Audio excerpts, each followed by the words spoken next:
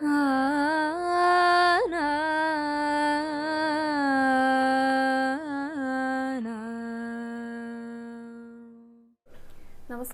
Guruvayur devotees ഓൺലൈനിലേക്ക് ഏവർക്കും സ്വാഗതം. സർവം കൃഷ്ണമയം. കൃഷ്ണായ വാസുദേവായ ദേവകീനന്ദനായ ച നന്ദഗോപകുമാരായ ഗോവിന്ദായ നമോ നമഃ. വിഘ്നങ്ങളെല്ലാം നീക്കുന്ന ഭഗവാനാണ് ഗണപതി.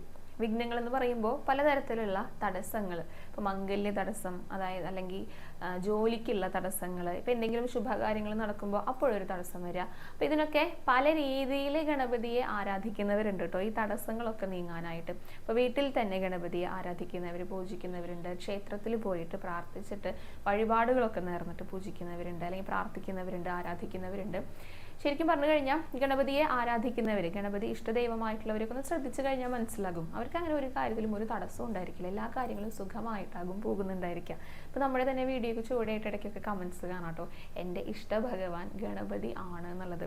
സത്യം പറഞ്ഞു കഴിഞ്ഞാൽ ഗണപതിയെ ആരാധിച്ചു കഴിഞ്ഞാൽ എല്ലാം പെട്ടെന്ന് സാധ്യമാകും, എല്ലാ ആഗ്രഹങ്ങളും പെട്ടെന്ന് നടക്കും, അങ്ങനെയാണ് പറയുക. അപ്പോൾ പലതരത്തിലുള്ള ഗണപതി ഉണ്ട് കേട്ടോ, അതായത് പല ഭാവത്തിലുള്ള, പല രൂപത്തിലുള്ള, പല നിറത്തിലുള്ള ഗണപതികളുണ്ട്. നിൽക്കുന്ന ഗണപതി, ഇരിക്കുന്ന ഗണപതി, ഭഗവാനോടൊപ്പമുള്ള ഗണപതി, അങ്ങനെ കറുപ്പ്, നീല, ചുവപ്പ്, അങ്ങനെ പല തരത്തിലുള്ള നിറത്തിലുള്ള ഗണപതി, പല ഭാവത്തിലുള്ള ഗണപതി. അപ്പോൾ ഇതിനൊക്കെ എങ്ങനെയാണ് ആരാധിക്കേണ്ടത്, ഏതൊക്കെ തരത്തിലാണ് ആരാധിക്കേണ്ടത്? ചിലർ പറയാറുണ്ട്, ഇപ്പോൾ ഗണപതിയുടെ ഇടത്തേക്ക് ചെരിഞ്ഞു നിൽക്കുന്ന ആ തുമ്പിക്കൈയും വലത്തോട്ട് ചെരിഞ്ഞു നിൽക്കുന്ന തുമ്പിക്കൈയും ഉണ്ട്. അപ്പോൾ ചിലത് മാത്രമേ വീട്ടിൽ വെക്കാനായിട്ട് പാടുള്ളൂ, അല്ലെങ്കിൽ ചില രൂപങ്ങൾ, ചില ചിത്രങ്ങൾ മാത്രമേ വീട്ടിൽ വെക്കാനായിട്ട് പാടുള്ളൂ. ചിലതൊക്കെ വെച്ച് കഴിഞ്ഞാൽ ഗുണത്തേക്കാളേറെ ദോഷമൊക്കെ ആയിരിക്കും ഉണ്ടായിരിക്കുക എന്നുള്ളത്. അപ്പോൾ ഇതിലുള്ള വാസ്തവം എന്താണ്, ശരിക്കും എവിടെയാണ് കാര്യസാധ്യത്തിനായിട്ട്, തടസ്സങ്ങളൊക്കെ നീങ്ങാനായിട്ട് ഗണപതിയെ വെക്കേണ്ടത്? അതിനെക്കുറിച്ചാണ് ഇന്നത്തെ വീഡിയോയിൽ പ്രധാനമായിട്ടും പറയാനായിട്ട് പോകുന്നത് കേട്ടോ. അപ്പോൾ വീഡിയോ എല്ലാവരും മുഴുവനായിട്ട് കാണാൻ ശ്രമിക്കുക. നമുക്ക് വീഡിയോയിലേക്ക് കടക്കുന്നതിന് മുൻപായിട്ട് അലങ്കാരങ്ങൾ പറഞ്ഞുകൊണ്ട് തുടങ്ങാം. ഏറ്റവും ആദ്യം ഗുരുവായൂരപ്പൻ്റെ ഇന്നലത്തെ അലങ്കാരം പറയാട്ടോ. ഗുരുവായൂരപ്പൻ ഇന്നലെ ചെറിയൊരു ഉണ്ണികൃഷ്ണനായിട്ടാണ് ചാർത്തിയിരിക്കുന്നത്. ഓടക്കുഴൽ ഊതി നിൽക്കുന്ന ഭഗവാനാണ് കേട്ടോ. രണ്ട് കുഞ്ഞിക്കാലുകളും ഇങ്ങനെ പിണച്ചു വെച്ചുകൊണ്ട് രണ്ട് കുഞ്ഞിക്കൈകളിലെ പൊന്നോടക്കുഴലെടുത്ത് ചുണ്ടോട് ചേർത്ത് വേണുഗാനം പൊഴിക്കുകയായിരുന്നു നമ്മുടെ ഭഗവാൻ. നല്ല ഭംഗിയിൽ ഭഗവാനെ അണിയിച്ചൊരുക്കിയിട്ടുണ്ട്, നല്ല ഭംഗിയായിട്ട് ചാർത്തിയിട്ടും ഉണ്ട് കേട്ടോ. 3 തിരുമുടി മാലകൾ ഉണ്ടായിരുന്നു. അതിൽ ഏറ്റവും മുകളിലുള്ളതും ഒന്നാമത്തെയും മൂന്നാമത്തെയും ഒരേപോലത്തെയാണ്. നിറയെ ഇങ്ങനെ നന്ദ്യാർ വട്ടപ്പൂക്കൾ കോർത്തിട്ട് നടുഭാഗത്തായിട്ട് കുറച്ച് തെച്ചി കോർത്തിട്ടുണ്ട്. പിന്നെ നടുവിലുള്ള ഒരു തിരുമുടി ഉണ്ടല്ലോ, അത് മുഴുവനായിട്ടും തെച്ചിപ്പൂക്കൾ കൊണ്ടാണ് കോർത്തിരിക്കുന്നത്. പിന്നെ 2 ഉണ്ടമാലയുണ്ട്, നല്ല തടിച്ചിട്ടുള്ള നല്ല ഭംഗിയുള്ള ഉണ്ടമാലകളാണ്. ഭഗവാന്റെ ദേഹത്തോട് ചേർന്ന് കിടക്കുന്നത് അത് വെളുപ്പും ചുവപ്പും, അതായത് നന്ദ്യാർവട്ടും തെച്ചിയും കൂടെ ഇങ്ങനെ ഈ കുത്തുകുത്ത് പോലെ എല്ലാം കൂടെ മിക്സ് ചെയ്തിട്ട് കോർത്തിരിക്കുകയാണ് കേട്ടോ. അതിൻ്റെ താഴത്തേക്ക് എത്തുന്ന സമയത്ത് കുറച്ച് തുളസിയും കൂടെ കോർത്തിട്ടുണ്ട്. പിന്നെ ഒരു ഉണ്ടമാലയിൽ തെച്ചിയും തുളസിയും ഇങ്ങനെ മാറി മാറി കോർത്തിരിക്കുക. ഇതിന് നടുക്കാണ് നമ്മുടെ ഭഗവാൻ നിൽക്കുന്നത്. പീലിത്തിരിമുടിയൊക്കെ ഉണ്ട് കേട്ടോ. ഇന്നലെ നല്ല ഭംഗിയിൽ യശോദാമ്മ ആ മുടിയൊക്കെ ഇങ്ങനെ കെട്ടിവെച്ച് കൊടുത്തിട്ടുണ്ട്. അതിന് മുകളിലായിട്ട് 3 കുഞ്ഞു പീലികളായിട്ട് ചാർത്തിയിട്ടുണ്ട്. നെറ്റിയിൽ ഗോപീതിലകുണ്ട്. വലിയ കാതുപൂക്കളാണ് ഭഗവാന്. നല്ല സന്തോഷത്തോട് കൂടിയിട്ടാണ് കേട്ടോ ആ നിൽപ്പ് എന്നെ കാണാനായിട്ട്. മാലകളൊക്കെ അണിഞ്ഞിട്ടുണ്ട്. പിന്നെ കൈവളകളും തോൾവളകളും ഒക്കെ ചുവന്ന പട്ടിൻ്റെ ആയിട്ട് ചാർത്തിയതാണ് കണ്ടത് കേട്ടോ. അരയിലേക്ക് ഇങ്ങനെയൊക്കെ നല്ല ഭംഗിയിൽ കാണാനായിട്ട്, നല്ല തിളക്കമുണ്ട്, നല്ല വീതിയുള്ള ഇങ്ങനെയൊക്കെയാണ്. പട്ടുകോണകത്തിൻ്റെ ചെറിയൊരു ഭാഗേ കണ്ടുള്ളൂ, ഒരു ചുവന്ന നിറം ഇവിടെ കാണുന്നുണ്ട്. പിന്നെ 2 കുഞ്ഞി കാലുകളും ഇങ്ങനെ പിണച്ച് വെച്ചുകൊണ്ടാണ് ഭഗവാൻ നിൽക്കുന്നത്. അവിടെ കാൽത്തളകളും അണിഞ്ഞിട്ടുണ്ട് കേട്ടോ കാലുകളിൽ. അതും ചുവന്ന പട്ടുകൊണ്ടാണ് ചാർത്തിയിരിക്കുന്നത്. സ്വർണ്ണത്തിളക്കല്ല കേട്ടോ കണ്ടത്, ചുവന്ന പട്ടാണ് കണ്ടത്. അങ്ങനെ മനോഹരമായിട്ട് 2 കുഞ്ഞി കാലുകളും പിണച്ചു വെച്ചുകൊണ്ട് ഓടക്കുഴലൂതുന്ന ഉണ്ണിക്കണ്ണനായിട്ടായിരുന്നു ഇന്നലെ ഭഗവാന്റെ അലങ്കാരം ഉണ്ടായിരുന്നത്. അപ്പം എല്ലാവരും ഭഗവാന്റെ ആ ഒരു അലങ്കാരം നന്നായിട്ട് മനസ്സിൽ കണ്ടുകൊള്ളൂ കേട്ടോ. തൃക്കാൽ 2ഉം പിണച്ചുകൊണ്ട് ആ തിരുമുഖ കമലം ദക്ഷിണയെ ചായ്ച്ചു വെച്ചും തൃക്കൈയിൽ കാഞ്ചനോടക്കുഴലും അധ പിടിച്ചൂതി മന്ദം ഹസിച്ചും തക്കത്തിൽ പേലി ചൂടി കരിമുകിൽ വടിവും പൂണ്ടു നിൽക്കും മുകുന്ദൻ നൽകാരുണ്യേന മമ ഹൃദി കളിയാടിയിടുവാൻ കൈതൊഴുന്നേൻ. നന്നായി ആ രൂപം മനസ്സിൽ ധ്യാനിച്ചുകൊണ്ട് ഭഗവാന്റെ കാൽപാദങ്ങളിൽ ഒന്ന് നമസ്കരിച്ചോളൂ. ഗുരുവായൂരപ്പാ ശരണം എന്നൊന്ന് കമൻറ്റ് ബോക്സിൽ രേഖപ്പെടുത്തിക്കോളൂ. അങ്ങനെ ഓടക്കുഴലൂതി നിൽക്കുന്ന നമ്മുടെ ഭഗവാനെ നന്നായി തൊഴുത് നമസ്കരിച്ചിട്ട് നേരെ ഗണപതിയെ കാണാനായിട്ടാണ് എത്തിയിരിക്കുന്നത്. ഗണപതിക്ക് ഒരു കസവ് മുണ്ടാണ് കേട്ടോ ഉടയാടയിട്ടുണ്ടായിരുന്നത്. കഴുത്തിലൊരു മാല ഇട്ടിട്ടുണ്ട്. തുമ്പിയിൽ കഴിക്കാൻ പാകത്തിനായിട്ട് ഒരു കദളിപ്പഴവും കൂടെ വെച്ച് കൊടുത്തിട്ടുണ്ട്. അതിങ്ങനെ കഴിക്കാനായിട്ട് തയ്യാറായിട്ട് നിൽക്കുകയാണ് ഭഗവാൻ. നെറ്റിയിൽ 2 ഗോപിയുണ്ട്, സ്വർണ്ണ ഗോപിയുണ്ട്. 2 എണ്ണം മുകളിലായിട്ട് വെച്ചിട്ടുണ്ട്, ഒന്നിന് മുകളിൽ ഒന്നായിട്ട്. പിന്നെ തട്ടായിട്ടാണ് കിരീടം ചാർത്തിയിരിക്കുന്നത്. അതിൻ്റെ മുകളിലായിട്ട് ഒരു സ്വർണ്ണ പൊട്ടും കൂടെ വെച്ചിട്ടുണ്ട് കേട്ടോ. വളരെ ലളിതമായിട്ടുള്ള ഒരു അലങ്കാരമായിരുന്നു ഇന്നലെ ഗണപതിക്ക് ഉണ്ടായിരുന്നത്. ആ കദളിപ്പഴം കയ്യിൽ പിടിച്ച് നിൽക്കുന്നതായിരുന്നു ഭാവം ഉണ്ടായിരുന്നത്. അപ്പം എന്തായാലും ഭഗവാന്റെ ആ ഒരു രൂപമൊക്കെ നന്നായി മനസ്സിൽ കണ്ടുകൊണ്ട് തൊഴുതു പ്രാർത്ഥിച്ചോളൂ കേട്ടോ. എല്ലാവരും ഗണപതിക്ക് മുന്നിലും നന്നായി ഒന്ന് ഏത്തമിട്ടോളൂ. ഇനി ഭഗവതി അമ്മേനെയും കാണാൻ നമുക്ക് നല്ല ചുവന്ന പട്ടാണ് ഭഗവതിക്ക് ഉണ്ടായിരുന്നത്. ചെറിയ സ്വരൂപത്തിലാണ് ചാർത്തിരിക്കുന്നത് കേട്ടോ. 2 മാലകൾ കഴുത്തിലണിഞ്ഞിട്ടുണ്ട്. ഒരെണ്ണം സ്വർണ്ണപ്പൂക്കൾ കൊണ്ട്, അതിങ്ങനെ കോർത്ത മാലയാണ് കേട്ടോ, സ്വർണ്ണപ്പൂക്കൾ ഒട്ടിച്ച് വെച്ചിരിക്കില്ല, യഥാർത്ഥ മാല ഇനിയാണ്. പിന്നെ ഒരു മാങ്ങാ പാലക്കയും കൂടി ഉണ്ട്. രണ്ടും കഴുത്തിലണിഞ്ഞിട്ടാണ് ഭഗവതി ഇരിക്കുന്നത്. കാതുകളിൽ സ്വർണ്ണ പൊട്ടുകൾ വെച്ചിട്ടുണ്ട്.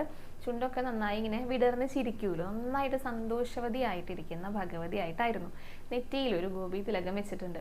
പിന്നെ ഭഗവതി അമ്മയുടെ കിരീടത്തിന്റെ പ്രത്യേകത എന്തായിരുന്നു അറിയോ? ഭഗവതി അമ്മയ്ക്കും പീലി ചാർത്തിയിട്ടുണ്ട്. അതായത് ഭഗവാനും 3 പീലികളുണ്ടല്ലോ, അതേപോലെയാണ് ചാർത്തിയിരിക്കുന്നത് ഭഗവതി അമ്മയ്ക്കും. അപ്പോൾ ആ ഒരു സന്തോഷം ഭഗവതിക്കും മുഖത്തുണ്ട്. ആ ഭഗവാന്റെ പോലെ തന്നെ പീലി ചൂടിയിട്ടിരിക്കുന്ന ആ ഒരു ഭാവം അങ്ങനെയായിരുന്നു കേട്ടോ ഭഗവതി അമ്മയുടെ കിരീടം ഉണ്ടായിരുന്നത്. സുന്ദരിയായിട്ട് സന്തോഷവതിയായിട്ടിരിക്കുന്ന ഭഗവതിയായിരുന്നു. എല്ലാവരും ഭഗവതിയുടെ ആ രൂപമൊക്കെ മനസ്സിൽ കണ്ടുകൊണ്ട് തൊഴുതു പ്രാർത്ഥിച്ചോളൂ കേട്ടോ. ഭഗവതി അമ്മയ്ക്ക് മുന്നിലും എല്ലാവരും ഒന്ന് നമസ്കരിച്ചോളൂ. ഇനി അയ്യപ്പനെ കാണാം. അയ്യപ്പന് നല്ല ഭംഗിയിലാണ് കേട്ടോ ഇരിക്കുന്നുണ്ടായിരുന്നത്. ഒരു കരിനീല നിറത്തിലുള്ള ഉടയാടയായിരുന്നു. അരയിലൊരു ചുവന്ന പട്ടാണ്, അതിൻ്റെ മുകളിൽ സ്വർണ്ണ നിറത്തിൽ ലേസൊക്കെ പതിപ്പിച്ചിട്ട് അതിങ്ങനെ അരയിൽ കെട്ടിയിട്ടുണ്ട്. പിന്നെ ഒരു മാല ഇട്ടിട്ടുണ്ട്, സ്വർണ്ണമാല. പിന്നെ ഒരു മാല സ്വർണ്ണ പൊട്ടുകൾ കൊണ്ടാണ്. സ്വർണ്ണ പൊട്ടുകൾ ഇങ്ങനെ ഒട്ടിച്ച് വെച്ചിട്ട് ആ സെന്ററിൽ എത്തുമ്പോൾ ഒരു സ്വർണ്ണ പൂ വെച്ചിട്ടുണ്ട്. അതൊരു ലോക്കറ്റ് പോലെയുള്ള രീതിയിൽ. പിന്നെ കാതുകളിൽ വലിയ സ്വർണ്ണ പൊട്ടുകളുണ്ട്. നന്നായി ചിരിച്ചിട്ടാണ് അയ്യപ്പന് ഇരിക്കുന്നത്. നെറ്റിയിൽ ഒരു പൊട്ട് വെച്ചിട്ടുണ്ട്. പിന്നെ കിരീടത്തിൻ്റെ അവിടെ ചെറുതായി ഒന്ന് ചാർത്തിയിട്ട് അവിടെ ഒരു സ്വർണ്ണ പൂവാണ് വെച്ചിരിക്കുന്നത് കേട്ടോ. അങ്ങനെയായിരുന്നു അയ്യപ്പൻ്റെ ഇന്നലത്തെ അലങ്കാരം ഉണ്ടായിരുന്നത്. അപ്പോൾ എല്ലാവരും അയ്യപ്പൻ്റെ രൂപവും നന്നായി മനസ്സിൽ കണ്ടുകൊണ്ട് തൊഴുതു പ്രാർത്ഥിച്ചോളൂ കേട്ടോ. അയ്യപ്പന് മുന്നിലും എല്ലാവരും ഒന്ന് നമസ്കരിച്ചോളൂ. ഇനി നമുക്ക് ഗണപതിയെ കുറിച്ച് പറയാം. ഗണപതിയെ എങ്ങനെയാണ് ആരാധിക്കേണ്ടത്, എവിടെയാണ് വെക്കേണ്ടത്, ഏതൊക്കെ രൂപങ്ങളാണ് വെക്കേണ്ടത്, ഏതൊക്കെയാണ് വെക്കാനായിട്ട് പാടില്ലാത്തത് നോക്കാം. ശരിക്കും പറഞ്ഞു കഴിഞ്ഞാൽ ഗണപതിയെ ആരാധിക്കാനായിട്ട് അങ്ങനെ പ്രത്യേകിച്ച് നിബന്ധനകൾ ഒന്നും തന്നെ ഇല്ല. നമുക്ക് ഇഷ്ടമുള്ള ഭഗവാന്റെ രൂപം, നമുക്ക് ഇഷ്ടമുള്ള ഭഗവാന്റെ ഭാവം, നമുക്ക് ഇഷ്ടമുള്ള നിറം, അത് ഫോട്ടോയാണെങ്കിലോ വിഗ്രഹമാണെങ്കിലോ ഒന്നും ഒരു വിരോധമല്ല കേട്ടോ. ഇടത്തോട്ട് തിരിഞ്ഞിരിക്കുന്ന, ഇടത്തോട്ട് തുമ്പിയായിട്ടിരിക്കുന്ന ഗണപതിയാണെങ്കിലും വലത്തോട്ട് തുമ്പിയായിട്ടിരിക്കുന്ന ഗണപതിയാണെങ്കിലും ഒന്നിനും ഒരു വിരോധവും ഇല്ല നമ്മുടെ വീട്ടിൽ കൊണ്ടുവന്ന് വെക്കാനായിട്ട്. അങ്ങനെയാണ് പറയുക. നമ്മൾ വിശ്വാസത്തോട് കൂടിയിട്ട് ഭക്തിയോട് കൂടിയിട്ട് പ്രാർത്ഥിക്കാം, അത്രയേ വേണ്ടൂ. അപ്പോൾ അത് ഏത് തരത്തിലുള്ള ഗണപതിയാണെങ്കിലും അത് ഗണപതിയല്ലേ, എങ്ങനെ ഇരിക്കുകയാണെങ്കിലും കുഴപ്പമില്ല. ശരിക്കും പറഞ്ഞു കഴിഞ്ഞാൽ ഗണപതിയുടെ ഓരോ ഭാവത്തിനും ഓരോ ശക്തിയാണ്, ഓരോ കാര്യങ്ങൾ നടക്കാൻ വേണ്ടിയിട്ടൊക്കെയാണെന്നാണ് പറയുക. അത് ഏത് നമ്മുടെ വീട്ടിൽ കൊണ്ടുവന്ന് വെച്ച് കഴിഞ്ഞാലും അതിലൊരു തരത്തിലുള്ള ദോഷവും വരില്ല കേട്ടോ. അതായത് ചിലരൊക്കെ ഇങ്ങനെ പറഞ്ഞ് കേൾക്കാറുണ്ട്, അത് നിങ്ങൾക്ക് ഗുണത്തേക്കാളേറെ ദോഷം ചെയ്യും, അങ്ങനത്തെ ഗണപതിയെ വെക്കരുത്, ഇങ്ങനത്തെ ഗണപതിയെ വെക്കരുതെന്നൊക്കെ. പക്ഷെ അങ്ങനെയൊന്നുമില്ല. നമ്മളിപ്പോൾ ഗുരുവായൂരപ്പൻ്റെ കയ്യിൽ ഓടക്കുഴലിൻ്റെ കഥ പറയാറില്ലേ? ഓടക്കുഴലുള്ള ഭഗവാനെ വെക്കരുതെന്ന് പലരും പറഞ്ഞു കേട്ടിട്ടില്ലേ? അതേപോലെ തന്നെയാണ് ഇങ്ങനെ പറയണത്. ശരിക്കും അതിലൊന്നും ഒരു വസ്തുതയില്ലാത്ത കാര്യമാണ്. അപ്പോൾ ഏത് രൂപത്തിലുള്ള ഏത് ഭാവത്തിലുള്ള ഗണപതിയുടെ ഫോട്ടോയോ വിഗ്രഹമോ ഒക്കെ വെക്കാം. നമുക്കത് കാണുന്ന സമയത്ത് നമ്മളിപ്പോൾ ഒരു ഗണപതിയെ വാങ്ങാനായിട്ട് പോകുമല്ലോ, അപ്പോൾ ആ ഗണപതിയെ കണ്ടു കഴിഞ്ഞാൽ നമുക്ക് സ്വാഭാവികമായിട്ട് ഇതെനിക്കൊരു ഇഷ്ടം തോന്നുന്നുണ്ട്, ഈ ഗണപതിയുടെ അടുത്ത് നമുക്കൊരു അടുപ്പം തോന്നുന്നുണ്ടെങ്കിൽ തീർച്ചയായിട്ടും അത് വാങ്ങാം. ചിലപ്പോൾ പല നിറത്തിലുള്ള ഗണപതി ഉണ്ടായിരിക്കും. ഇപ്പോൾ കറുപ്പ് കളറിലുള്ള ഗണപതിയുടെ ഒരു ഫോട്ടോയോ ഒരു വിഗ്രഹമോ ആണ് നമ്മൾ വാങ്ങാൻ പോയപ്പോൾ കണ്ടെന്ന് വിചാരിക്കാം. പക്ഷെ അത് കണ്ടപ്പോൾ നമുക്കൊരു പ്രത്യേക ഇഷ്ടം അതിനോട് തോന്നിക്കഴിഞ്ഞാൽ തീർച്ചയായിട്ടും അത് വാങ്ങാം. അപ്പം നിറത്തിന് പ്രാധാന്യമില്ല. നമ്മുടെ വീട്ടിൽ കൊണ്ടുവന്ന് വെക്കാനായിട്ടാണെങ്കിൽ നിറത്തിന് അങ്ങനെയുള്ള പ്രാധാന്യമൊന്നുമില്ല. നമുക്കത് കാണുമ്പോൾ ഒരു ആകർഷണം തോന്നണം ആ ഫോട്ടോയ്ക്ക്, അല്ലെങ്കിൽ ആ ഒരു വിഗ്രഹത്തിന്, അല്ലെങ്കിൽ നമ്മുടെ മനസ്സിനെ സ്വാധീനിക്കാനായിട്ടുള്ള ആ ഒരു കഴിവ് അതിനുണ്ടായിരിക്കണം. കാരണം നമ്മൾ ഇഷ്ടത്തോട് കൂടിയിട്ട് പ്രാർത്ഥിക്കുകയാണ് വേണ്ടത്. നമ്മളൊരു അടുപ്പത്തോട് കൂടിയിട്ട് ഭഗവാന്റെ അടുത്ത് പ്രാർത്ഥിക്കാൻ വേണ്ടിയിട്ടല്ലേ. അപ്പോൾ കാണുമ്പോൾ തന്നെ നമുക്കൊരു ഇഷ്ടം തോന്നുന്നുണ്ടെങ്കിൽ നമുക്ക് വാങ്ങാം. അതിപ്പോൾ ഏത് രൂപത്തിലാണെങ്കിലും ഭാവത്തിലാണെങ്കിലും കുഴപ്പമില്ല. ഗുരുവായൂരപ്പൻ്റെ തന്നെ പലതരത്തിലുള്ള വിഗ്രഹങ്ങളുണ്ട്. ഇപ്പോൾ ഒരേ വിഗ്രഹങ്ങൾ തന്നെ ഒരേപോലെയുള്ളത് ഇങ്ങനെ നിരത്തി വെച്ചിട്ടുണ്ടായിരിക്കും. ഒരേ അച്ചിൽ വാർത്തത്, അതായത് ഒരേ മൗൾഡിൽ ഉണ്ടാക്കിയിട്ടുള്ള വിഗ്രഹങ്ങളായിരിക്കും. പക്ഷേ ഒന്ന് സൂക്ഷിച്ചു നോക്കിക്കഴിഞ്ഞാൽ ആ വിഗ്രഹങ്ങളുടെ രൂപവും അതുപോലെ തന്നെ ഉയരവും വണ്ണവും ഒക്കെ കൃത്യമായിട്ടിരിക്കും. ആ മുഖത്തിലുള്ള ഭാവങ്ങൾക്ക് ചിലപ്പോൾ ചെറിയ വ്യത്യാസങ്ങൾ കാണാം. കാരണം അതിങ്ങനെ പെയിന്റ് ചെയ്യുന്നതാണല്ലോ, അത് ചെയ്യുന്നവരുടെ ആ ഒരു കരവിരുതിനനുസരിച്ച് ആ ഭാവത്തിൽ ചെറിയ ചെറിയ മാറ്റങ്ങൾ ഉണ്ടായിരിക്കും. എൻ്റെ അടുത്തൊരു ഭക്തൻ അത് പറയുകയും ചെയ്തിട്ടുണ്ട് കേട്ടോ. അദ്ദേഹത്തിന് ഒരു വിഗ്രഹം വിഗ്രഹം വേണം. അദ്ദേഹത്തിന്റെ വീട്ടിൽ പുതിയ വീടാണ് പൂജാമുറിയിൽ വെക്കാനായിട്ട്. അപ്പൊ ഭഗവാന്റെ ഫൈബറിലുള്ളതാണ് വേണ്ടത്. അപ്പം അദ്ദേഹം പ്രത്യേകം പറഞ്ഞു, ആ വിഗ്രഹത്തിനെ കാണുമ്പോൾ നമ്മൾ നോക്കുന്ന സമയത്ത് അത് നമ്മുടെ അടുത്ത് ചിരിക്കുന്നതായിട്ട് തോന്നണം എന്ന്. അങ്ങനെ ചിരിക്കുന്ന ഭഗവാനെയാണ് അദ്ദേഹത്തിന് വേണ്ടതെന്ന് പറഞ്ഞു. അപ്പം അത് എന്തുകൊണ്ടാണ്? നമുക്ക് ആ ഒരു അടുപ്പം ഭഗവാനോട് ഉണ്ടാകണം. നമ്മൾ ഭഗവാനെ നോക്കുമ്പോൾ നമ്മളെ നോക്കുന്നുണ്ട്, നമ്മുടെ കാര്യങ്ങളൊക്കെ കേൾക്കുന്നുണ്ട്, അങ്ങനെ ഒരു രീതി വേണമല്ലോ. അപ്പോൾ ആ ഒരു ആകർഷണം, നമ്മളെ സ്വാധീനിക്കാനുള്ള ഒരു കഴിവ് ആ വിഗ്രഹത്തിനുണ്ട്, ആ ഫോട്ടോയ്ക്ക് ഉണ്ടെങ്കിൽ തീർച്ചയായിട്ടും അത് വാങ്ങാം. അല്ലാതെ അതിന് വേറെ ഒരു ദോഷവും പറയാറില്ല കേട്ടോ. ഇപ്പൊ ഇടത്തോട്ട് തുമ്പി വെച്ചിരിക്കുന്ന ഗണപതി എന്ന് പറഞ്ഞു, വലത്തോട്ട് തുമ്പി വെച്ചിരിക്കുന്ന ഗണപതി എന്ന് പറഞ്ഞു. ഇതൊക്കെ ക്ഷേത്രങ്ങളിലാണെങ്കിൽ അവിടെ ചെയ്യേണ്ട പൂജാ രീതികൾ, താന്ത്രികപരമായിട്ടുള്ള കാര്യങ്ങൾ, പ്രതിഷ്ഠാ രീതികൾ, അതിനൊക്കെ പ്രാധാന്യമുണ്ട്. അവിടെയാണ് അങ്ങനെയുള്ള ചിട്ടകളൊക്കെ വേണ്ടത്. അതൊരു ക്ഷേത്രത്തിലാണ് വെക്കുന്നതെങ്കിൽ. അല്ലാത്ത പക്ഷം നമ്മുടെ വീട്ടിലെ, നമ്മുടെ പൂജാമുറിയിലെ ഒരു വിളക്ക് കൊളുത്തിയിട്ടാണ് വെക്കുന്നത്. പൂജകൾ ചെയ്യേണ്ടവർക്ക് ചെയ്യാം, അറിയുന്നവർ മാത്രമേ അത് ചെയ്യാനായിട്ട് പാടുള്ളൂ, അല്ലാത്തവർ ചെയ്യണ്ട. സാധാരണ ഭഗവാനൊക്കെ വെക്കുമ്പോൾ ഒരു വിളക്ക് വെക്കുമല്ലോ, അതേപോലെ തന്നെ ഇപ്പൊ പൂജാമുറിയിലാണെങ്കിൽ ഭഗവാൻ ഉണ്ടായിരിക്കും, ഭഗവതി ഉണ്ടാകാം, അയ്യപ്പനും അതുപോലെ തന്നെ ഗണപതിയൊക്കെ ഉണ്ടാകാം. അതേപോലെ തന്നെ സാധാരണ പോലെ വെക്കേ വേണ്ടൂ. അല്ലാതെ അത് ഏത് ഫോട്ടോയ്ക്കാണോ അങ്ങനെയൊന്നും ഒരു പ്രത്യേകതയും പറയാറില്ല കേട്ടോ. പിന്നെ ചില ഫോട്ടോസൊക്കെ ഇപ്പം നൃത്തം ചെയ്യുന്ന ഗണപതി, മൃദംഗം വായിക്കുന്ന ഗണപതി, ഓടക്കുഴൽ ഊതുന്ന ഗണപതി, അങ്ങനെ പലതരത്തിലുള്ള ഫോട്ടോസൊക്കെ ഉണ്ട്.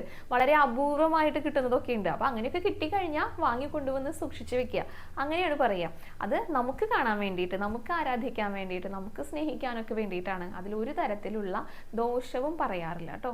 പിന്നെ ഗണപതിനെ വെക്കാനായിട്ട് ഒരു സ്ഥാനം പറയാറുണ്ട് കേട്ടോ. അപ്പം നമ്മുടെ വീട്ടിൽ പൂജാമുറി ഉണ്ടെങ്കിൽ അതാണ് ഏറ്റവും ഉത്തമമായിട്ടുള്ള സ്ഥാനം. അതുകൂടാതെ ഈ തെക്ക് പടിഞ്ഞാറ് മൂല, അതാണ് ഗണപതിയുടെ സ്ഥാനമായിട്ട്, ഗണപതിക്ക് ഏറ്റവും അധികം ചൈതന്യമുള്ള ആ ഒരു ഭാഗമായിട്ട് പറയും. അപ്പോൾ വാസ്തുവൊക്കെ നോക്കുന്ന സമയത്ത് കന്നിമൂല എന്നൊക്കെ പറയാറുണ്ടല്ലോ, അത് തന്നെയാണ്. ഈ തെക്ക് പടിഞ്ഞാറ് മൂലയിലാണ് ഗണപതിയുടെ സ്ഥാനം. അപ്പോൾ ഒന്ന് ആലോചിച്ച് നോക്കൂ, ഗണപതിയെ നമ്മൾ കാണുന്നത് എങ്ങനെയാ? തടസ്സങ്ങളൊക്കെ നീക്കുന്ന, അതായത് ഒരു കുടുംബത്തിന് ആവശ്യമുള്ള എല്ലാ ബുദ്ധിമുട്ടുകളിൽ നിന്നും മാറ്റിയിട്ട് അഭിവൃദ്ധിയൊക്കെ കൊണ്ടുവരുന്ന, അതാണ് സങ്കല്പം. ഇപ്പോൾ വീട്ടിലെ ഒരു ഗൃഹനാഥനെ എടുത്ത് നോക്കൂ, അദ്ദേഹം ആയിരിക്കും ആ വീട്ടിലുള്ള മുതിർന്ന, അല്ലെങ്കിൽ ജോലിക്ക് പോകുന്ന ആള്, ആ കാര്യങ്ങളൊക്കെ നോക്കുന്ന ആളെന്നെയാണ് ഗൃഹനാഥൻ എന്ന് പറയുക. അപ്പൊ അദ്ദേഹമാണ് ആ വീട്ടിലുള്ള എല്ലാ ബുദ്ധിമുട്ടുകളും മാറ്റിയിട്ട്, തടസ്സങ്ങളൊക്കെ മാറ്റിയിട്ട് ആ കുടുംബത്തിന് അഭിവൃദ്ധിക്ക് വേണ്ടിയിട്ട് പരിശ്രമിക്കുന്ന ആള്. അതുകൊണ്ട് തന്നെ ഗൃഹനാഥന്റെ റൂം, അതായത് മാസ്റ്റർ ബെഡ്റൂം എന്ന് പറയും, അത് കന്നിമൂലക്കിലായിരിക്കും ഉണ്ടായിരിക്കുക. അത് എല്ലാവർക്കും അറിയുന്ന കാര്യമാണ്. അതിന്റെ കാരണം ഇതാണ്, അത് ഗണപതിയുടെ സ്ഥാനമാണ്. കന്നിമൂലക്കിലായിരിക്കും മാസ്റ്റർ ബെഡ്റൂം ഉണ്ടായിരിക്കാം. ശരിക്കും പറഞ്ഞു കഴിഞ്ഞാലേ ആ കന്നിമൂലക്കിലാണ് ഗണപതിയുടെ സ്ഥാനം എന്ന് പറയുമ്പോൾ അവിടെ ഒരു ഗണപതിയെ കൊണ്ടുവന്ന് വെക്കുന്നത് വളരെ നല്ലതാണെന്നാ പറയാം.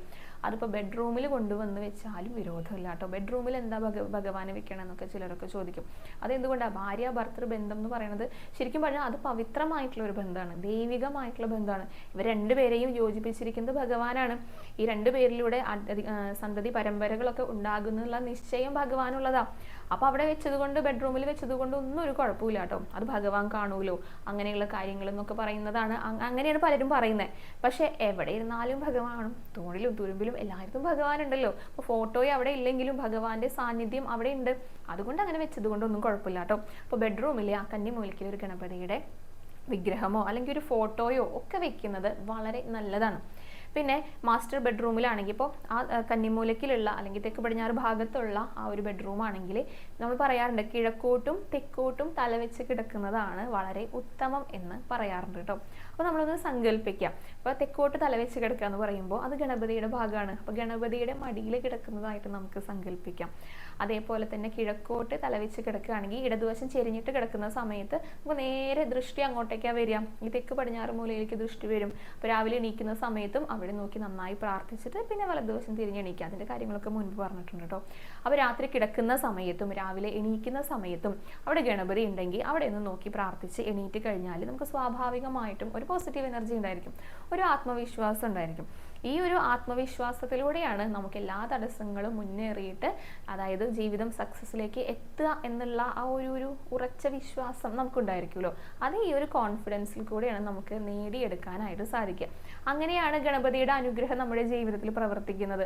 അപ്പൊ ഗണപതിയെ നമ്മൾ ആരാധിക്കുകയാണെങ്കിൽ, ഈ പറഞ്ഞ രീതിയിലൊക്കെ കുഞ്ഞു കുഞ്ഞു കാര്യങ്ങളൊക്കെ ഒന്ന് ശ്രദ്ധിക്കുകയാണെങ്കിൽ ഏറ്റവും ഉയർന്ന രീതിയിലുള്ള അല്ലെങ്കിൽ ഏറ്റവും നല്ല ഫലങ്ങളാണ് നമുക്കതിലൂടെ ലഭിക്കുന്നത്.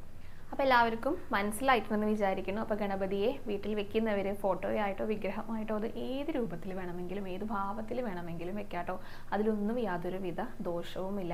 അങ്ങനെ പറയുന്നുണ്ടെങ്കിൽ അതൊക്കെ ക്ഷേത്രത്തിൽ വെക്കുമ്പോഴേ അങ്ങനെയുള്ള കാര്യങ്ങളുള്ളൂ. നമ്മുടെ വീട്ടിലാണ്, നമുക്ക് തൊഴാനായിട്ടാണ്, നമുക്ക് പ്രാർത്ഥിക്കാനായിട്ടാണെങ്കിൽ അത് ഏത് വെക്കുന്നത് കൊണ്ടും ഒരു വിരോധവും ഇല്ലാട്ടോ. അപ്പം ഇതിനോടൊപ്പം തന്നെ നമുക്ക് ഗണപതി ഹോമത്തെക്കുറിച്ചും പറയാം. അതായത് പ്രത്യക്ഷ ഗണപതി ഹോമത്തിനെ കുറിച്ചാണ് പറയുന്നത്. അതും ഗുരുവായൂർ ക്ഷേത്രത്തിലുള്ളത് കേട്ടോ. പ്രത്യക്ഷ ഗണപതി ഹോമം എന്ന് പറഞ്ഞു കഴിഞ്ഞാൽ ഗണപതിയെ, അതായത് പ്രത്യക്ഷത്തിൽ ഗണപതിയെ ആരാധിക്കാം, ആ ഒരു സങ്കല്പമാണ്. അപ്പോൾ പ്രത്യക്ഷ ഗണപതി എന്ന് പറഞ്ഞു കഴിഞ്ഞാൽ അത് ആനയാണ്. ഗജമുഖൻ എന്ന് പറയുന്ന ഗജമുഖൻ എന്നാണല്ലോ ഗണപതിനെ പറയാം. അപ്പോൾ ആനയെയും കൂടെ ഉൾപ്പെടുത്തിയിട്ട് ചെയ്യുന്ന അഷ്ടദ്രവ്യ ഗണപതി ഹോമമാണ് പ്രത്യക്ഷ ഗണപതി ഹോമം എന്ന് പറയുന്നത്. ഗുരുവായൂർ ക്ഷേത്രത്തിലുണ്ട്. നാലമ്പലത്തിനകത്തുള്ള ഗണപതിക്കല്ല കേട്ടോ, പുറത്ത് മേൽപ്പത്തൂർ ഓഡിറ്റോറിയത്തിന് പുറകിലായിട്ട് ഓഫീസ് ഗണപതി ഉണ്ടല്ലോ, അവിടെയുള്ള ഗണപതിക്കാണ് പ്രത്യക്ഷ ഗണപതി ഹോമം നടത്തുക. കാരണം ഈ ഹോമം നടത്തുന്ന സമയത്ത് ഒരു ആനയെ കൂടെ കൊണ്ടുവന്നിട്ട് അവിടെ നിർത്തും ഗണപതിയുടെ സങ്കല്പത്തിൽ. അത് നാലമ്പലത്തിനകത്ത് സാധിക്കില്ലല്ലോ, അവിടെ സ്ഥലമില്ലല്ലോ, അങ്ങോട്ട് കിടക്കാനായിട്ട് പറ്റില്ലല്ലോ. അതുകൊണ്ടാണ് ഓഫീസ് ഗണപതിക്ക് ചെയ്യുന്നത് കേട്ടോ. അപ്പം ഇതിൻ്റെ പ്രത്യേകത എന്താണെന്ന് വെച്ച് കഴിഞ്ഞാൽ അഷ്ടദ്രവ്യ ഗണപതി ഹോമമാണ്. ആനയുണ്ട് എന്നുള്ള ഒരു വ്യത്യാസം മാത്രമേ ഉള്ളൂ. അഷ്ടദ്രവ്യങ്ങൾ ഉപയോഗിച്ച് അവിലെ, മലര്, നാളികേരം, കരിമ്പ്, കദളി, എള്ള്, ശർക്കര അങ്ങനെയുള്ള അഷ്ടദ്രവ്യങ്ങൾ ഉപയോഗിച്ചിട്ടാണ് ഈ ഒരു ഗണപതി ഹോമം നടത്തുക. അപ്പോൾ സാധാരണത്തെക്കാളും വലിയ ഹോമകുണ്ടായിരിക്കും ഉണ്ടായിരിക്കുക കേട്ടോ. 3 തരത്തിലാണ് അവിടെ ഗണപതിയെ ആരാധിക്കുക. ഒന്ന്, ഈ വലിയ ഹോമകുണ്ടത്തിലേക്ക് അതിൽ നിന്ന് വരുന്ന അഗ്നിയുടെ നാളങ്ങളുണ്ടല്ലോ, അത് ഗണപതിയുടെ മുഖമായി സങ്കല്പിച്ചിട്ട് ഗണപതിക്ക് അവിടേക്ക് ഹോമിക്കും. അതായത് ഇപ്പോൾ ഓരോ ദ്രവ്യങ്ങളും ഗണപതിക്ക് നേരിട്ട് ലഭിക്കുന്ന ആ ഒരു സങ്കല്പത്തോട് കൂടിയിട്ട് ആ ഒരു അഗ്നിയിലേക്ക് ഹോമിക്കും. പിന്നെ ഒന്ന് ആനയ്ക്ക്, അതായത് ആനയെ ഗണപതിയായി സങ്കല്പിച്ചിട്ട് ആനയെ ആരാധിക്കും. പിന്നെ ഒന്ന് പത്മമിട്ടിട്ട് അതിൽ ഗണപതിയെ പൂജിക്കും. അപ്പോൾ 3 രീതിയിലാണ് ഈ പ്രത്യക്ഷ ഗണപതി ഹോമത്തിൽ ഗണപതിയെ ആരാധിക്കുന്നത്. പിന്നെ അങ്ങനെ ചെയ്യുമ്പോൾ ധാരാളമായിട്ടാണ് എല്ലാ നീതികളും ഉണ്ടായിരിക്കുക. കാരണം ഇത് ആനയ്ക്കും കൊടുക്കണം, ആനയ്ക്ക് കുറേ അധികം വേണമല്ലോ. അതുപോലെ തന്നെ ഭക്തർക്കും പ്രസാദമായിട്ട് നൽകണം. അപ്പോൾ സാധാരണ നടത്തുന്ന ഗണപതി ഹോമത്തെക്കാളും കുറച്ചും കൂടെ വിശേഷമാണെന്ന് പറയും. നമ്മളിപ്പോൾ ഒരാൾക്ക് ഭക്ഷണം കൊടുക്കണം, കുറച്ച് ഭക്ഷണം കൊടുത്തു, കുറേ അധികം മനസ്സ് നിറയുന്ന രീതിയിൽ ഭക്ഷണം കൊടുത്തു, അപ്പോൾ സ്വാഭാവികമായിട്ടും അതിനൊരു പ്രത്യേകതയുണ്ടല്ലോ. അതാണ് അവിടുത്തെ വലിയ വിശേഷമാണ് എന്ന് പറയുന്നത് കേട്ടോ. ഗുരുവായൂർ ക്ഷേത്രത്തിലെ പ്രത്യക്ഷ ഗണപതി ഹോമം നടത്തുന്നത് എല്ലാ മാസവും, എല്ലാ മലയാള മാസത്തിലെയും ആദ്യത്തെ വെള്ളിയാഴ്ചകളിലാണ്. 30 വെള്ളിയാഴ്ചയാണ് ഈ ഒരു ഹോമം നടത്തുക. അതും ഷീട്ടാക്കിയിട്ടാണ് നടത്തുന്നത്. 25,000 രൂപയാണ് അതിന് തുകയായിട്ട് വരുന്നത് കേട്ടോ. അപ്പോൾ ആരെങ്കിലും ഷീട്ടാക്കിയിട്ടുണ്ടെങ്കിൽ ഈ മലയാള മാസത്തിൽ 30 വെള്ളിയാഴ്ചകളിൽ അത് നടത്തും. ഷീട്ടാക്കിയിട്ടില്ലെങ്കിൽ നടത്തില്ല. അങ്ങനെയാണ്. അതിപ്പോൾ ഈ അടുത്ത കാലത്താണ് തുടങ്ങിയിരിക്കുന്നത് കേട്ടോ. ഇപ്പോൾ പലരും കേട്ടിട്ടൊക്കെ തുടങ്ങിയിട്ടുണ്ടായിരിക്കും ഈ ഒരു പ്രത്യക്ഷ ഗണപതി ഹോമത്തിനെ കുറിച്ചിട്ട്. പ്രത്യേകിച്ച് ഈ കർക്കിടക മാസമൊക്കെ ആവുന്ന സമയത്ത് പല ക്ഷേത്രങ്ങളിലും ഉണ്ടായിരിക്കും കേട്ടോ ഒരു ആനയെ കൊണ്ടുവന്നിരുത്തിയിട്ട് ഗണപതി ഹോമം നടത്തുന്നത്. അപ്പോൾ ഈ ഗണപതി ഹോമത്തിന് തുടർച്ചയായിട്ട് അതിനോട് അനുബന്ധിച്ച് ആനയൂട്ടും നടക്കാറുണ്ട്. അതായത് ആനയെ ഗണപതിയായിട്ട് സങ്കല്പിച്ചിട്ടാണ് അവിടെയുള്ള ആ പൂജകൾ നടക്കുന്നത്. അപ്പോൾ അത് ഗണപതിയെ ആരാധിക്കുന്നത് പോലെ തന്നെ പ്രത്യക്ഷ ഗണപതി എന്ന് പറയുന്നത് ആനയാണ്, അതാണ് ആ സങ്കല്പം കേട്ടോ. അപ്പോൾ അതിനെയാണ് പ്രത്യക്ഷ ഗണപതി ഹോമം എന്ന് പറയുന്നത്. ഈ പറഞ്ഞതുപോലെ തന്നെ കാര്യസാധ്യത്തിനായിട്ട്, അഭിവൃദ്ധിക്കായിട്ട്, വിഘ്നങ്ങളൊക്കെ നീക്കാൻ വേണ്ടിയിട്ട് അങ്ങനെയൊക്കെയാണ് നടത്തുന്നത്. ഇപ്പോൾ ഗുരുവായൂർ ക്ഷേത്രത്തിലെ പ്രത്യക്ഷ ഗണപതി ഹോമം ഉണ്ട്, അത് ഓഫീസ് ഗണപതിക്കാണ് നടത്തുന്നത് കേട്ടോ. ഇനി ശൈല ചേച്ചി ചോദിച്ച ഒരു ചോദ്യമാണ് കേട്ടോ. പ്രഹ്ലാദൻ പറഞ്ഞ ആ 9 കാര്യങ്ങളൊന്ന് പറയുമെന്നാണ് പറഞ്ഞിരിക്കുന്നത്. പ്രഹ്ലാദൻ പറഞ്ഞിരിക്കുന്നത് ഭഗവാനെ എങ്ങനെയാണ് സേവിക്കേണ്ടത്, നവതാ ഭക്തിയിലൂടെ ഏതെങ്കിലും തരത്തിൽ ഭഗവാനെ സേവിക്കാന്നാണ് പറഞ്ഞിരിക്കുന്നത്. അതായത് ശ്രവണം, കീർത്തനം, വിഷ്ണു സ്മരണം, പാദസേവനം, അർച്ചനം, വന്ദനം, ദാസ്യം, സഖ്യം, ആത്മനിവേദനം എന്നാണ് പറഞ്ഞിരിക്കുന്നത്. അപ്പോൾ ശ്രവണം എന്ന് പറഞ്ഞു കഴിഞ്ഞാൽ ഭഗവാനെ കുറിച്ച് കേൾക്കുക, ഭഗവാന്റെ കഥകൾ, പാട്ടുകൾ, അങ്ങനെ ഭഗവാനെ കുറിച്ചുള്ള കാര്യങ്ങളൊക്കെ കേൾക്കുക, പരീക്ഷിത് മഹാരാജാവിനെ പോലെ. പിന്നെ കീർത്തനം എന്ന് പറയുമ്പോൾ ഭഗവാനെ കുറിച്ചുള്ള കാര്യങ്ങൾ പറയുക, അത് പാടി നടക്കുക, നാരദ മഹർഷിയെ പോലെ. പിന്നെന്താണ് സ്മരണം, അത് ഭഗവാനെ കുറിച്ച് സദാസമയവും സ്മരിച്ചുകൊണ്ടിരിക്കുക, നമ്മുടെ കുഞ്ഞു പ്രഹ്ലാദനെ പോലെ. പിന്നെ പാദസേവനം, ഭഗവാനെ പാദസേവ ചെയ്തുകൊണ്ടിരിക്കുക, മഹാലക്ഷ്മിയെ പോലെ ഭഗവാനോട് കൂടെ എപ്പോഴും ആയിരിക്കുക. പിന്നെന്താണ് അർച്ചനം, വന്ദനം, ദാസ്യം. അർച്ചന എന്ന് പറഞ്ഞു കഴിഞ്ഞാൽ സ്നേഹമാകുന്ന പൂക്കൾ കൊണ്ട് ഭഗവാനെ അർച്ചന ചെയ്യുക, പൃഥു മഹാരാജാവിനെ പോലെ. വന്ദനം എന്ന് പറഞ്ഞു കഴിഞ്ഞാൽ വിനയത്തോട് കൂടിയിട്ട്, എളിമയോട് കൂടിയിട്ട് ഭഗവാന് മുന്നിൽ നിൽക്കുക, അക്രൂരരെ പോലെ. പിന്നെ ദാസ്യം എന്ന് പറഞ്ഞു കഴിഞ്ഞാൽ ഭഗവാന്റെ ദാസനായിരിക്കുക. അതാരാണ്? ഹനുമാനാണ്. ഹനുമാൻ എപ്പോഴും ഭഗവാന്റെ ദാസനായിട്ടാണ് ഇരിക്കുന്നത്. പിന്നെ സഖ്യം, ആത്മനിവേദനം. സഖ്യം എന്ന് പറഞ്ഞു കഴിഞ്ഞാൽ ഭഗവാനോട് കൂട്ടുകൂടുക, ഭഗവാന്റെ ചെങ്ങാതിയാകുക. അതാരൊക്കെയാണ്? അർജുനനുണ്ട്, കുചേലനുണ്ട്, പിന്നെ ഉദ്ധവരുണ്ട്. ഇവരൊക്കെ ഭഗവാന്റെ ആത്മസുഹൃത്തുക്കളായിരുന്നു. ആ രീതിയിൽ വേണമെങ്കിൽ ഭഗവാനെ ആരാധിക്കാം. ഇനി അതൊന്നും ഇല്ലാതെ ആത്മനിവേദനം, സ്വയം എല്ലാം ഭഗവാനെ സമർപ്പിക്കാം, നമ്മുടെ മഹാബലി തമ്പുരാനെ പോലെ. അപ്പോൾ ഇതൊക്കെ ഓരോരുത്തർ ചെയ്തിരുന്ന രീതികളാണ്, ഭഗവാനെ സേവിക്കലാണ്. ഇതിലേതാണെങ്കിലും കുഴപ്പമില്ല. പ്രത്യേകിച്ച് ഈ കലികാലത്തിലെ ഭഗവാനെ കുറിച്ചുള്ള കാര്യങ്ങൾ കേൾക്കുക. അതായത് ശ്രവണവും അതുപോലെ തന്നെ സ്മരണവും അല്ലെങ്കിൽ കീർത്തനവും എന്നും കൂടെ പറയാം. നാമജപവും ഭഗവാനെ കുറിച്ച് ചിന്തിക്കലും ഭഗവാനെ സ്മരിക്കലുമാണ് ഭഗവാനിലേക്ക് എത്താനുള്ള ഏറ്റവും നല്ല മാർഗങ്ങളായിട്ട് പറയണത്. അതാണ് പ്രഹ്ലാദൻ പറഞ്ഞു തരുന്ന 9 കാര്യങ്ങൾ കേട്ടോ. അപ്പോൾ ഇത്രയും കാര്യങ്ങളാണ് ഇന്നത്തെ വീഡിയോയിൽ ഉൾക്കൊള്ളിച്ചിരിക്കുന്നത്. തീർച്ചയായിട്ടും എല്ലാവർക്കും ഉപകാരപ്രദമായിട്ടുണ്ട് എന്ന് തന്നെ വിചാരിക്കുകയാണ് കേട്ടോ. ഇന്നലത്തെ നാമജപം 97,268 അപ്പോൾ നാമജപം എല്ലാവരും മുന്നോട്ട് കൊണ്ടുപോയിക്കോളൂ. ഇന്നത്തെ വീഡിയോ ഇവിടെ അവസാനിക്കുകയാണ്. ഇനി കൂടുതൽ വിശേഷങ്ങളും അലങ്കാരങ്ങളൊക്കെ ആയിട്ട് നാളത്തെ വീഡിയോയിൽ കാണാം. ഹരേ കൃഷ്ണ, ഹരേ ഗുരുവായൂരപ്പ.